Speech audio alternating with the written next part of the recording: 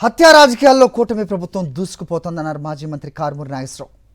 ఒంగోలు వైఎస్ఆర్సీపీ కార్యాలయంలో జరిగిన విస్తృత స్థాయి సమావేశంలో పాల్గొన్న కారుమూరి చంద్రబాబు సాగిస్తున్న అరాచక పాలనను ఎండగట్టారు. సూపర్ 6 అంటూ ఎన్నికలకు ముందు అబద్ధాలు చెప్పి అధికారంలోకి వచ్చిన తర్వాత పాలనను గాలి కుదిలేశారని మండిపడ్డారు.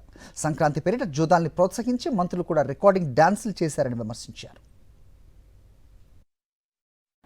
మీరు పూర్తిగా దోచుకో పంచుకో అనే దాని మీద నిద్రపోయి ఉన్నారు. ఈ కూటమి ప్రభుత్వం వచ్చిన తర్వాత కోడి పందాలు ప్రతి సంవత్సరం అంతా జరుగుతుంది. పేరుకే ఈ పండగ రోజున జరుగుతున్నాయి కొంత. అలాగే ఏదో 3 ముక్కలాటంట, బయట లోపల అంట, ఫలానా టైం నుంచి ఫలానా టైం దాకా జరుగుతుందని చెప్పి వాట్సాప్ గ్రూపుల్లో పెట్టి పిలిపించి ఆడించే పరిస్థితికి వచ్చారంటే అలా ప్రభుత్వం ఉందా అని అడుగుతున్నాను. భోగం మేళాలు అంటారు మా దగ్గర. ఆ మేళాలు నడిపిస్తూ మరి మంత్రులు కూడా వాళ్ళతో డ్యాన్స్ చేసే కార్యక్రమం చేస్తున్నారంటే అసలు ప్రభుత్వం ఉందా అని నేను అడుగుతున్నాను. ఈ రకంగానే మీరు పరిపాలించేదని అడుగుతున్నాను. అసహించుకుంటున్నారు, కాండ్రి చుమ్మూస్తూ ఉన్నారు, సిగ్గుపడతా ఉన్నారు.